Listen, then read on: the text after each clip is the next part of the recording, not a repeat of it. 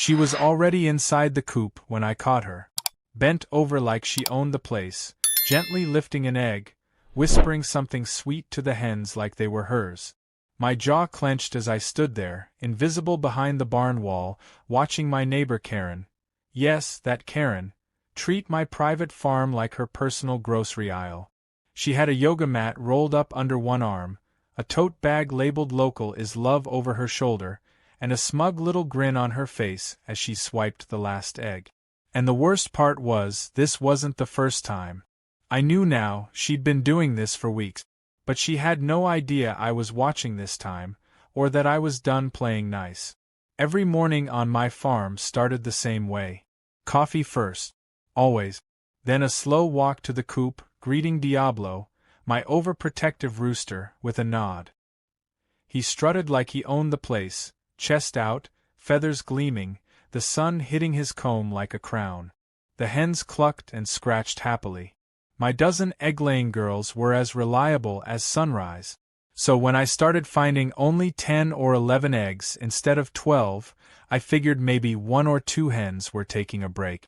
Hens can be moody like that. But by the end of the week, I was pulling 9 eggs. Then 8.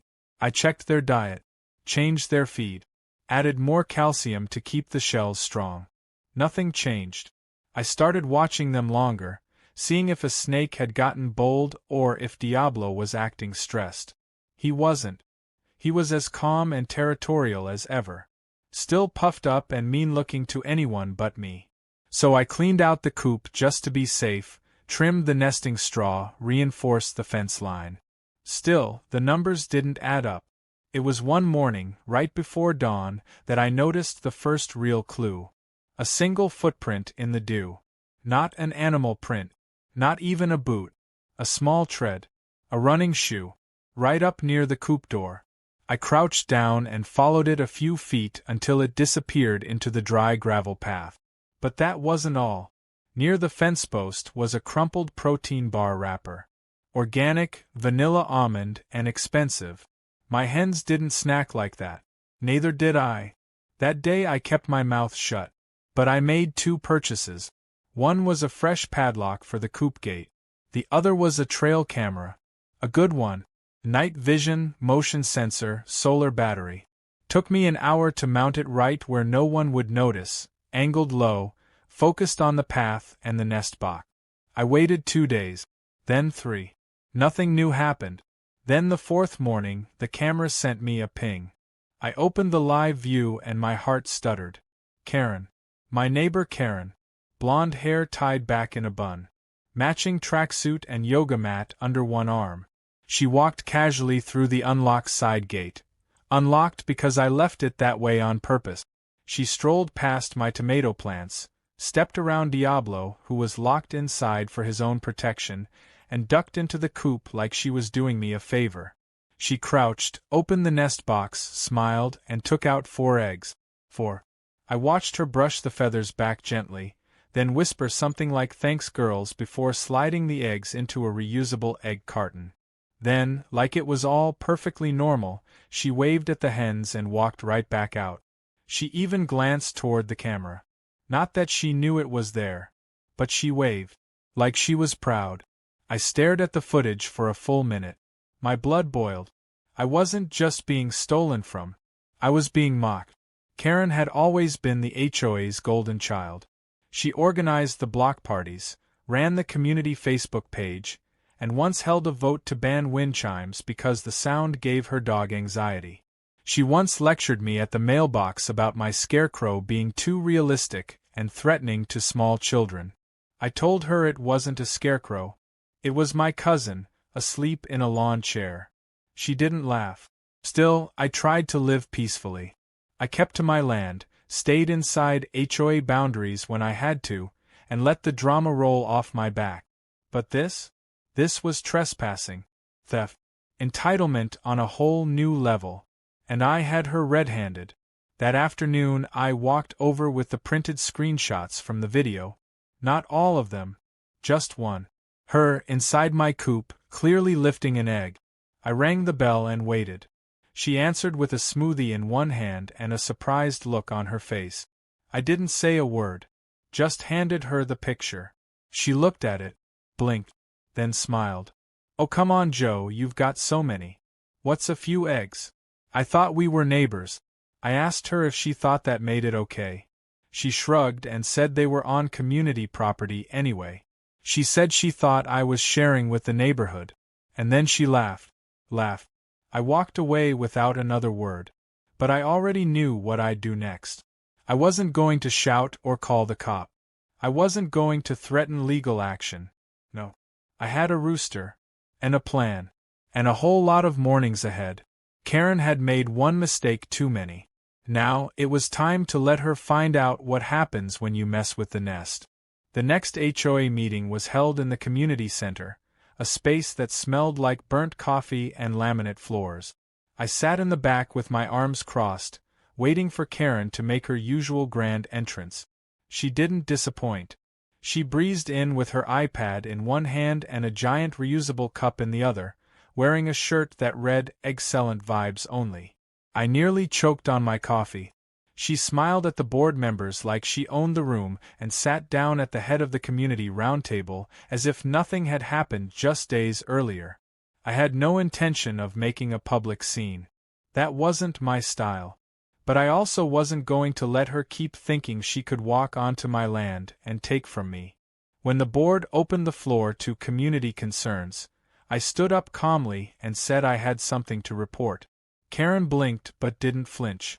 I explained, in a measured voice, that someone had been trespassing on my property and stealing from my chicken coop. I said I had visual evidence. I kept it neutral. No names. No finger pointing. Then one of the newer board members, a woman named Tasha, asked the obvious question. Do you know who it is? I paused and looked straight at Karen. She gave me a tight-lipped smile, one of those I dare you looks that only made my jaw clench tighter. I said yes, I do. Then I handed a copy of the footage to the board, leaving out the more theatrical moments and just showing the clearest image of her holding eggs inside my coop. The room went quiet. Karen leaned forward and said, well, that could be anyone. It's not even timestamp. This is an invasion of privacy, frankly. She laughed nervously and added, besides, those chickens are basically on HOA land. They're right up against the border. It's community property. I had come prepared. I pulled out the printed county map and zoning lines, complete with GPS coordinate. My coop was 10 feet inside my own land. Private. Not community. Not shared. Not public. My land. My birds. My eggs. Karen's face tightened like a drawstring bag. She turned to the board and started spinning a story about how she thought the eggs were going to waste, how she only took them a few times, how she had once overheard me say I had too many. The lies piled up like bad compost, steaming and rotten. The board looked increasingly uncomfortable. Then, in a twist I didn't see coming, Karen flipped the script. She said my rooster had attacked her. That Diablo had chased her and pecked at her ankles. She claimed he was dangerous, a noise nuisance, and that several neighbors had complained about the early crowing. Her voice rose in pitch with every sentence. I just want to live in peace, she said dramatically, pretending to dab at her eye with a napkin from her smoothie sleeve. This is harassment. He's trying to humiliate me. He's making this personal. The board agreed to table the issue until more investigation could be done. But not before Karen filed a formal HOA complaint against me, citing excessive animal noise, unsafe fencing, and yes, aggressive poultry behavior. I left that meeting with a copy of the complaint in one hand and a pulsing headache in the other. She wasn't going to stop. Not until she got what she wanted. And what she wanted, apparently, was to keep stealing from me without consequence. The next few days, I kept my routines normal but stayed alert. I knew she wouldn't lay low. She was the type who doubled down. I reinforced my coop's fencing, added more gravel near the entrance to capture footprints, and installed another camera at a wider angle. I also bought a decibel meter and recorded Diablo's crowing at different times of day. As expected, he never once crossed the allowable limit. I compiled that data too, along with the timestamps and ambient sounds from nearby traffic. If she wanted to play legal games, I was more than ready. Sure enough, 2 mornings later I caught her again. This time, she came earlier. Still in gym gear, still casual, still carrying her tote. But she must have thought she'd be clever, because she brought her little white dog with her, and walked it slowly past my fence like it was just another morning stroll. Then, when she thought no one was watching, she slipped through the side gate, unlatched the coop, and went inside. The dog stayed outside, sniffing the grass. I watched it all from the barn window, phone in hand, live stream recording. Diablo wasn't out that morning. I'd kept him inside for safety. But when I saw Karen hold up a particularly large brown egg and grin like she'd won a prize, something in me snapped. This wasn't just about eggs anymore. This was about disrespect, about ownership, about principle. Later that day, I took all my footage and evidence to the HOA board president privately. A man named Walter, who had served on the board for over a decade and owned the largest house on the block. He had a reputation for fairness, if not exactly friendliness. I showed him the map, the videos, the time logs, the audio readings. He sat in silence, flipping through everything. Then he sighed and said, "I don't know what Karen's thinking, but this has gone too far." He promised to bring it up with the board again. Off the record, he said that several members were growing tired of Karen's antics. She'd filed dozens of complaints over the years, most of them petty. Wind chimes, porch paint colors, even once about a neighbor's sunflower being too tall. I told him I wasn't looking for punishment. I just wanted her to stop trespassing and leave my animals alone. Walter nodded and said, "Leave it with me." I walked back home under the setting sun, the orange sky glowing across the field. Diablo greeted me with a single sharp crow as I opened the coop. He strutted to the nest box, fluffed up his feathers, and gave me a look that said he knew something was coming. I scratched the back of his head and whispered, "Not yet, buddy. Soon." That night, I started sketching out a new plan. One that would ensure Karen never came near my hens again. One that wouldn't require lawyers or board vote. Just patience. And feathers. Lots of feathers. The sun rose pale and quiet the next morning, but something felt off before I even stepped outside. Diablo didn't greet the dawn with his usual crowing. At first, I figured he was just sleeping in, but when I approached the coop, I saw the gate swinging slightly open, the padlock hanging uselessly from one loop. My heart dropped.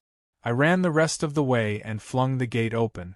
The hens were flustered, pacing back and forth and clucking nervously. Diablo was inside, feathers ruffled, pacing like a general on high alert. But one nest box was torn open, straw scattered across the floor, and worst of all, one of the hens was missing. I didn't even stop to think. I checked the perimeter and found what I expected. The fencing had been clipped with a clean snip, the metal ends still curled back. Someone had broken in. Not just crept through an open gate or wandered off a trail. No, someone had come in prepared, with cutters. Someone had taken a hen. I walked the yard, tracking the flattened grass and light scuff marks until they veered off toward the side path that led between our properties. The trail ended near Karen's flower beds. There were no feathers, no blood, no signs of struggle. Just empty space and silence. A sick feeling twisted in my gut, part anger and part disbelief. The egg theft was one thing. But this? This was an escalation. I called the sheriff. I didn't accuse Karen directly, but I reported a break-in and the disappearance of livestock. The deputy who arrived took down notes, snapped pictures of the cut fence and the coop, and nodded politely.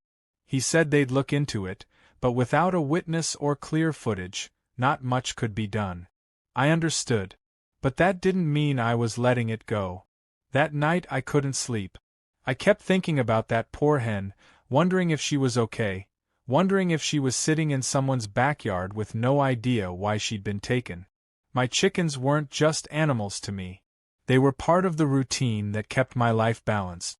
I didn't raise them for profit or food. I raised them because it gave me peace, and someone had stolen a piece of that peace. The next day I upgraded the security. I installed a second motion-activated camera with a direct line of sight to the gate. I added floodlights and alarm sensors. I replaced the old padlock with a reinforced one and buried chicken wire along the bottom edge of the fence to keep it from being lifted. It wasn't Fort Knox, but it was better than what I had. Diablo watched all of it with curiosity, clucking softly like he approved of my work. That night I double-checked everything and left a small digital recorder in the coop, just in case. Sure enough, 3 nights later, it happened again. This time the gate wasn't cut. It was opened with a key or pick. The lock was untouched, but the door had been swung open, and once again, the straw in the boxes was disturbed. I lost 3 eggs that night. Not a hen, thank God, but enough to prove someone had figured out the system.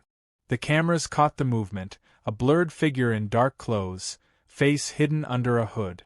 But I recognized the gait, the posture, the slight tilt of the head as they stepped out of frame. I'd seen that walk 100 times. It was Karen. I didn't call the sheriff this time. I didn't tell the HOA. I didn't post anything online. I just smiled. Because now I had what I needed. She thought she was untouchable. She thought this was a game. But she hadn't met Diablo properly. Not up close. Not without barriers. And I was about to give her the introduction she deserved. For the next few days, I trained Diablo with a treat system.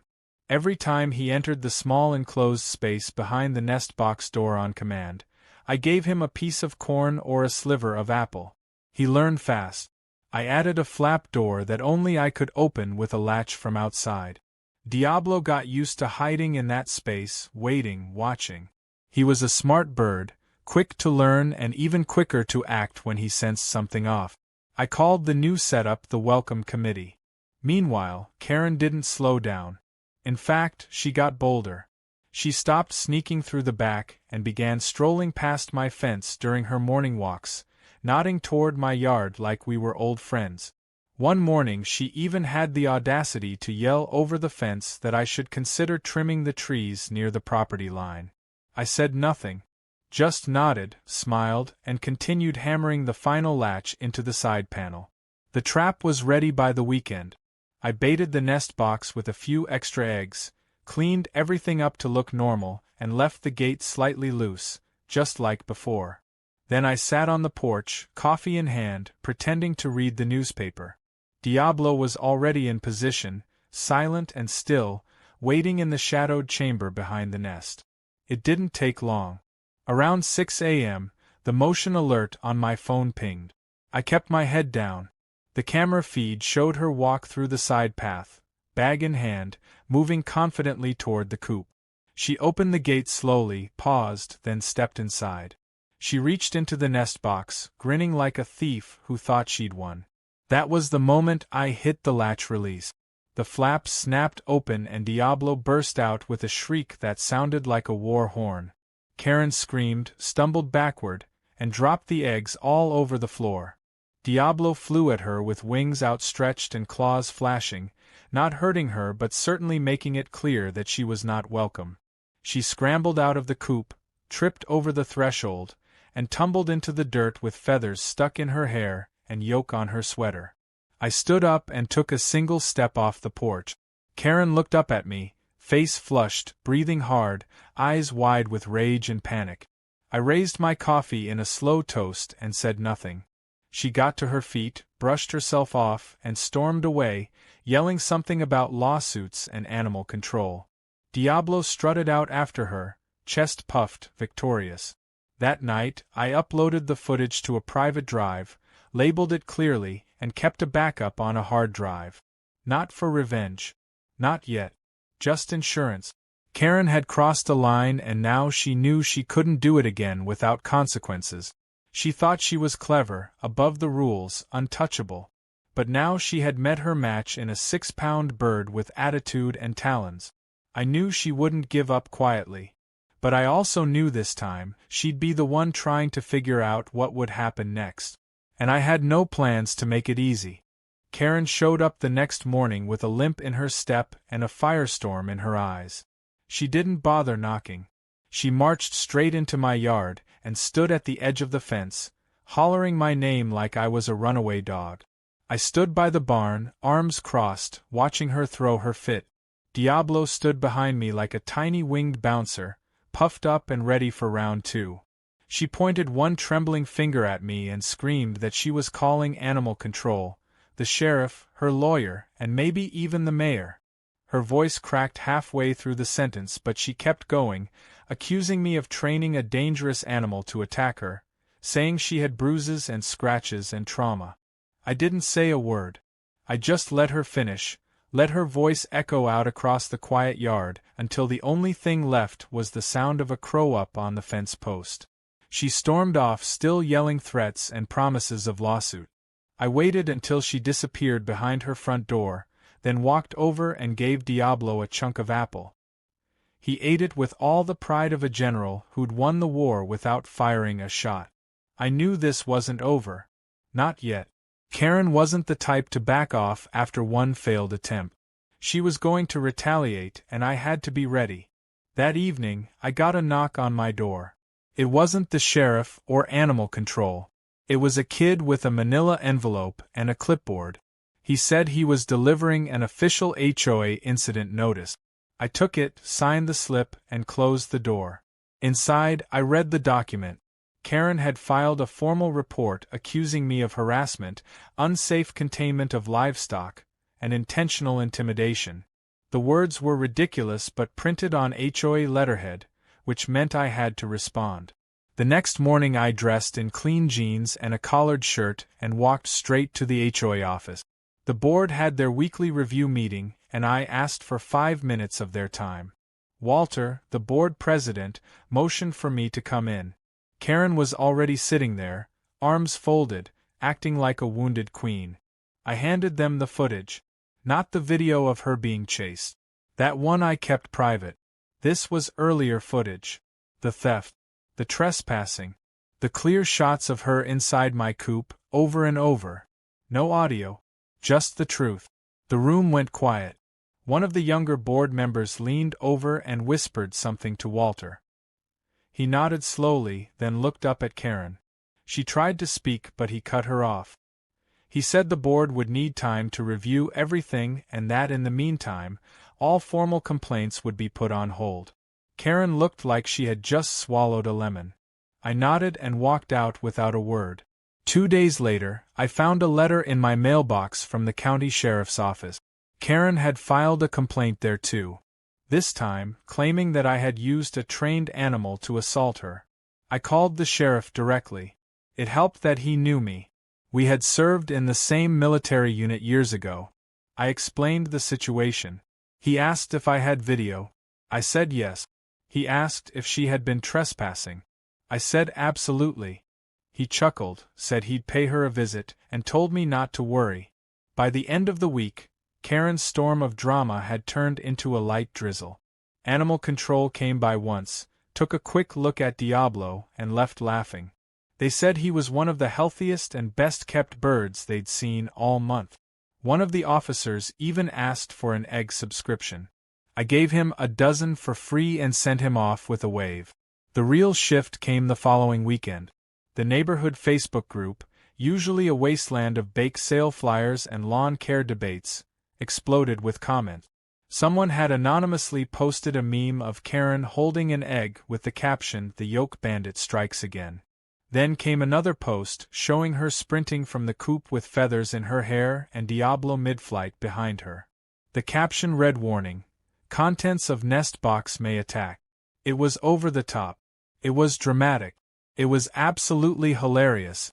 I didn't post it. I didn't have to. The neighborhood had seen enough of Karen's antics. Now they were turning the spotlight on her. Karen tried to defend herself in the comments, but it only made things worse. Every response she posted got buried in laughing emojis and sarcastic replies. One neighbor posted a mock flyer advertising Diablo as head of security. Another offered to build a tiny sheriff's badge for him. Within hours, the posts had hundreds of likes and shares. Karen deleted her Facebook profile the next morning. But she wasn't done. Not yet. The next time she came near my property, She did it in full view of 2 witnesses and holding a clipboard. She claimed she was there to inspect my fencing and report on possible zoning violations. I asked if she had the board's permission. She ignored me. I asked again. Still no answer. So I pulled out my phone and started filming. She turned around and walked off without another word. Later that day I emailed the HOA board and attached the footage. Walter replied within the hour. He said the board would hold a vote to suspend Karen's privileges pending further review. That meant no inspections, no authority, no special board powers. Karen, once queen of the neighborhood, had been demoted to just another homeowner. That evening, I sat on my porch watching the sunset while Diablo picked at a pile of corn near the fence. The yard was peaceful again. The hens were laying without stress. And for the first time in weeks, I didn't feel the need to look over my shoulder. But even as things calmed down, I knew Karen wasn't done for good. People like her never back down completely. They just wait for the next opportunity. The difference now was the neighborhood was on my side. And more importantly, Diablo had become more than just a rooster. He was a symbol, a protector, a tiny feathered guardian of everything I worked hard to build. So I made one final addition to the coop. A small wooden sign, hand-painted, nailed right beside the nest box. It read warning, guard rooster on duty. Beside it, I added a photo of Diablo midstrut, one wing raised like he was ready to slap a thief. Anyone walking by could see it from the road. A silent reminder to Karen and anyone else who thought they could take what wasn't theirs. The battle had shifted. And now the whole town knew. It was quiet for a few days after the sign went up. Karen didn't come near my fence, and for the first time in weeks, my egg count returned to normal. Diablo strutted like a little king, flanked by calm, well-fed hens, and I found myself breathing easier each morning. The footage from the coop cameras remained uneventful. The hens were finally laying in peace. I thought maybe Karen had gotten the message, that the embarrassment had been enough. But just as the dust seemed to settle, I got a call from the sheriff. He said Karen had filed a civil complaint and was attempting to sue me for psychological distress, claiming the rooster had left her traumatized and that I had set up the entire incident to publicly humiliate her.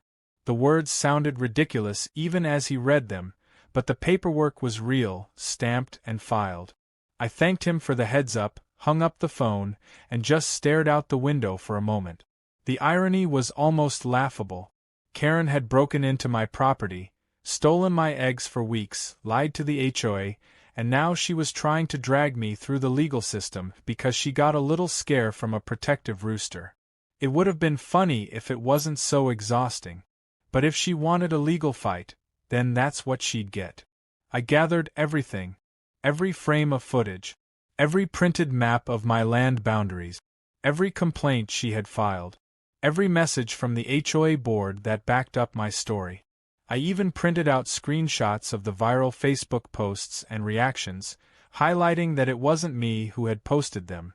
I handed the folder to my lawyer, a no-nonsense woman named Dana who used to work in agricultural law. She flipped through it once and said Karen didn't have a leg to stand on. Still, she warned me to expect drama in the courtroom. People like Karen didn't just come in quietly. They wanted a spectacle.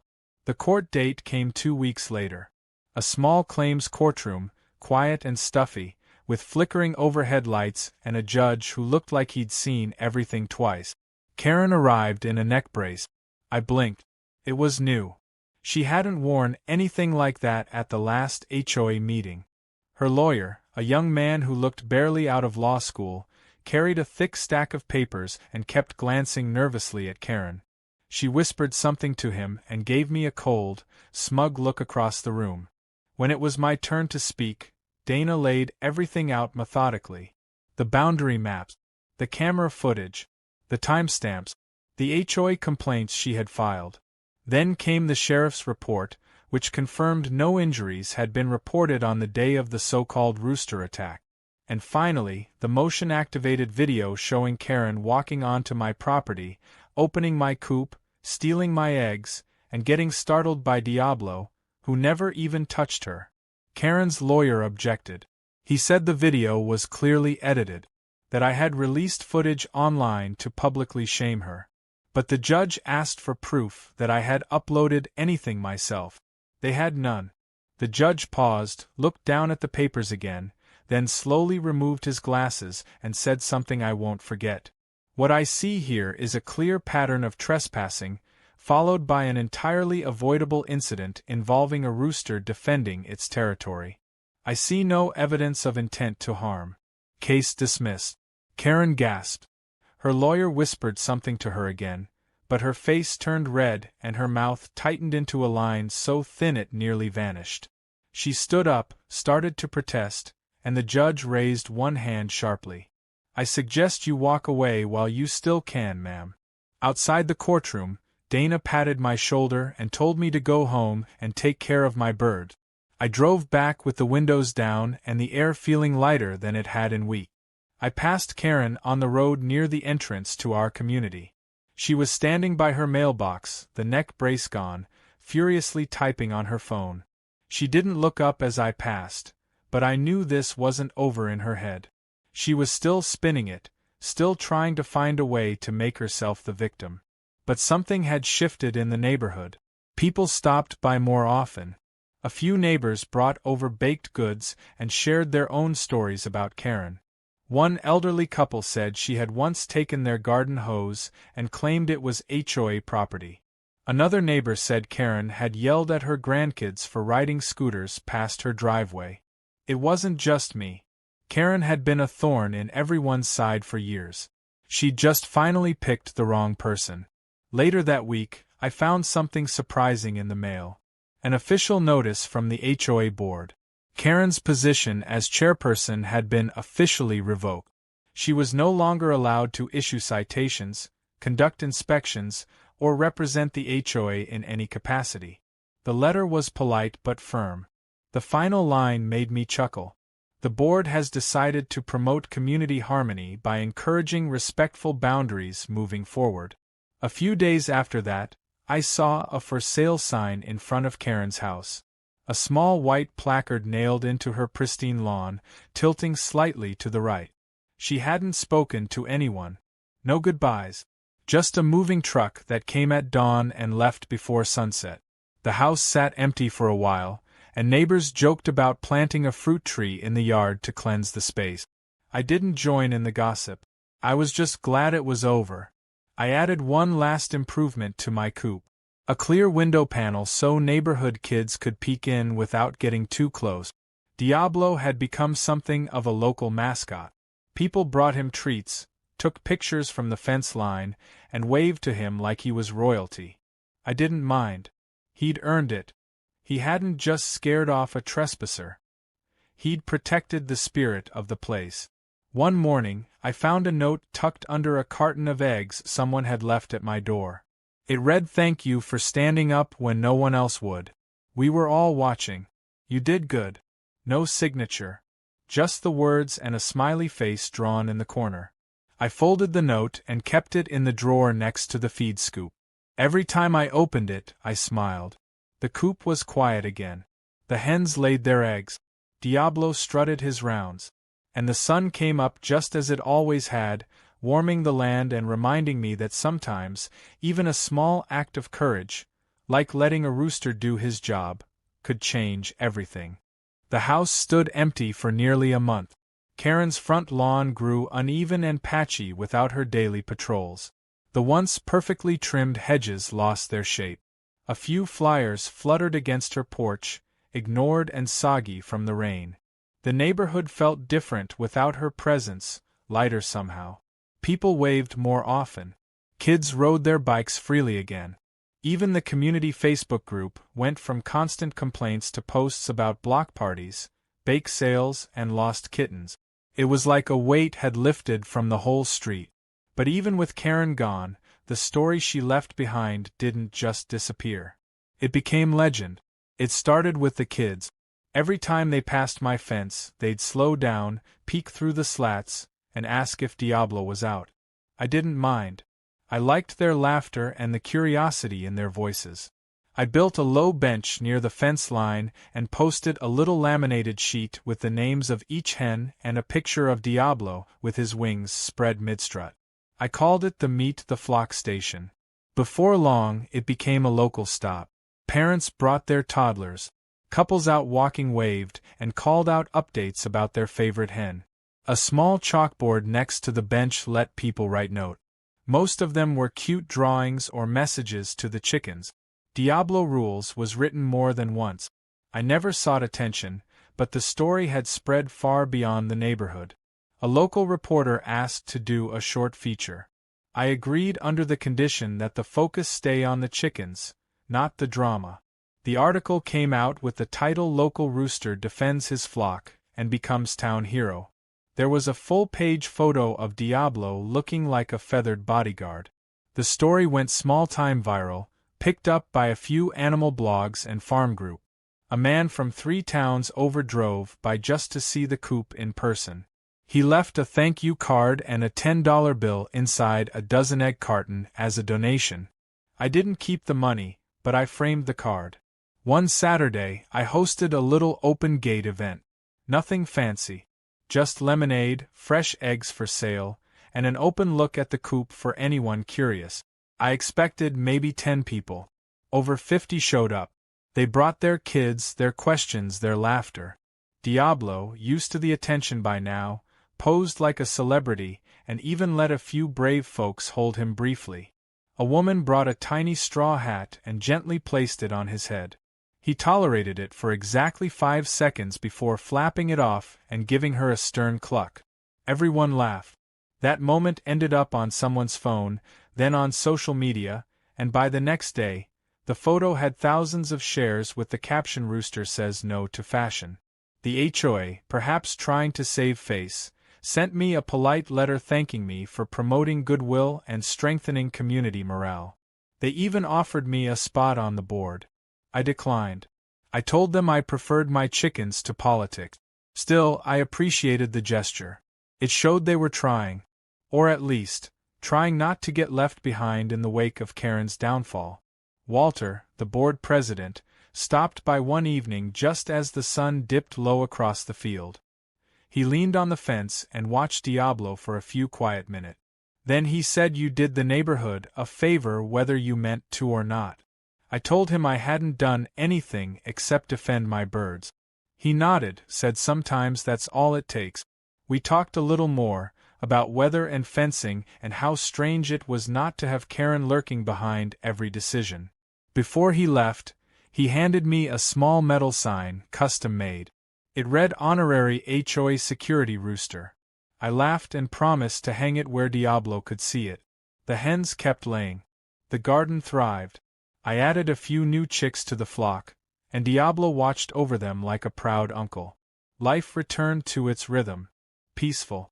Predictable. But not without its surprises.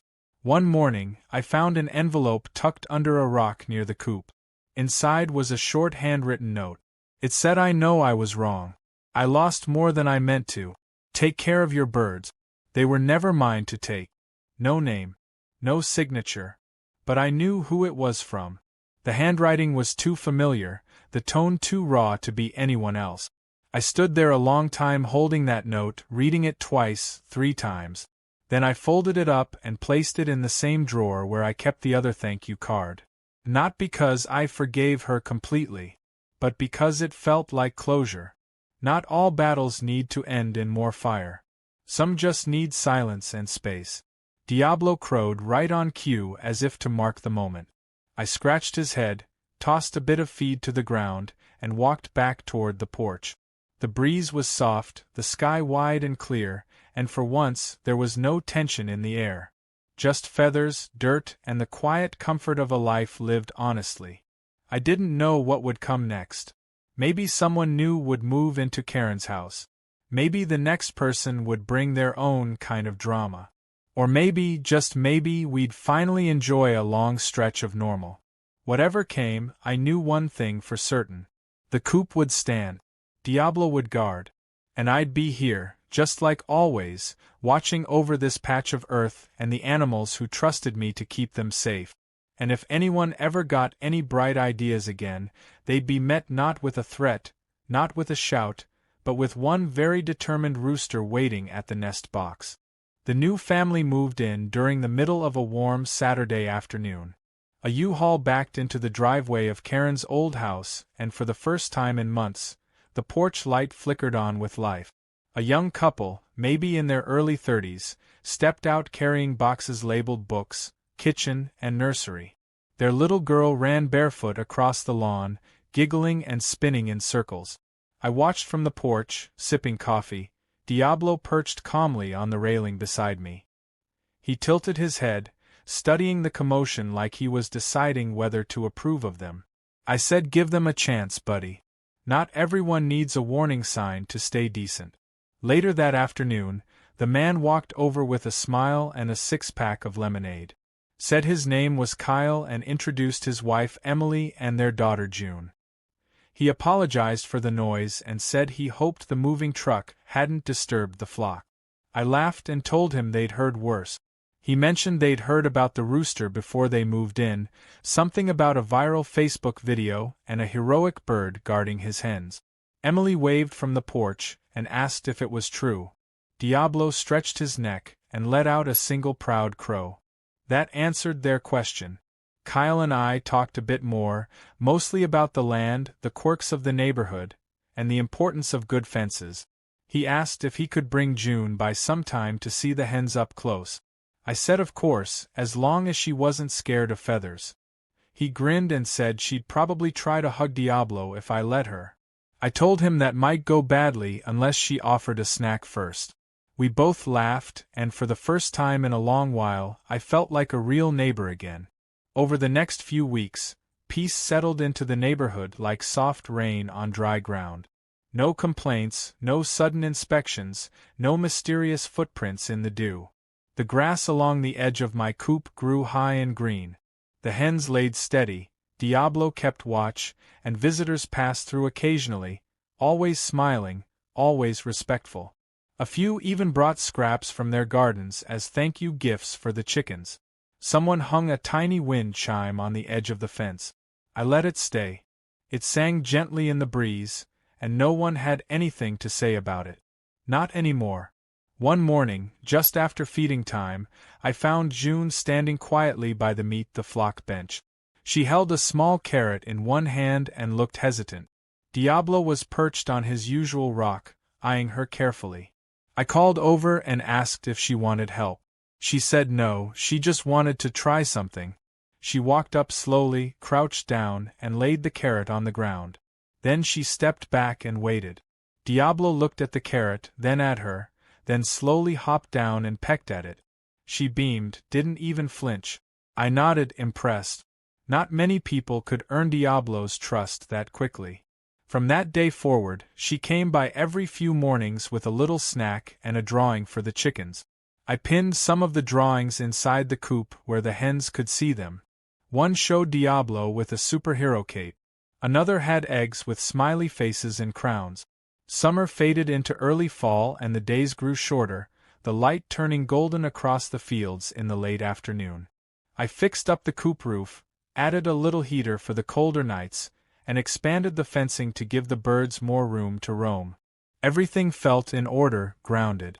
I had what I needed. The land was steady beneath my boots, the air clear, the chickens content.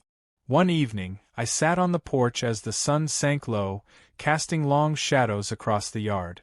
Diablo jumped onto the railing beside me and settled down with a low cluck. I looked out over the fence, past the coop, toward the road that had once carried Karen's voice and chaos into my peace. It was quiet now. Just the rustle of wind through the trees and the soft chirps of the settling flock. I thought back on everything that had happened. The first missing egg. The camera footage. The yelling at the fence. The chase. The courtroom. And now here I was, with a rooster by my side and a little girl's drawing pinned to the coop like a flag of victory. The phone buzzed in my pocket. A text from Walter. It said, "Saw the chickens this morning. Place looks great. Thanks for keeping this street grounded." I smiled, slid the phone back in my pocket, and leaned back in the chair. Sometimes the best kind of justice isn't loud. It's not a slam of a gavel or a shouting match at the fence line. It's the quiet return of normal. The steady rhythm of a day without interference. The sound of laughter replacing tension. A child feeding a rooster instead of a neighbor stealing from a nest box. I stood up and walked to the coop one last time before night fell. The hens were already settling in, feathers fluffed and heads tucked. I made sure the latch was tight, the heat lamp working, the bedding fresh. Diablo followed me in, strutted past the nests, and perched high above the door where he liked to sleep. I scratched his back gently, whispered goodnight, and stepped out, pulling the door closed behind me. The stars were starting to peek through the sky as I walked back toward the porch. The wind carried a soft chill, but it wasn't unpleasant. Just enough to remind me the season was changing. I didn't know what winter would bring, or the spring after that. But I knew I'd be here. With my boots in the dirt, my hands in the feed, and my eyes on the fence line. Karen was gone, but the lesson she left behind would stay rooted like a fence post in dry earth. Respect your neighbors. Stay off land that isn't yours. And never, under any circumstance, underestimate a rooster named Diablo.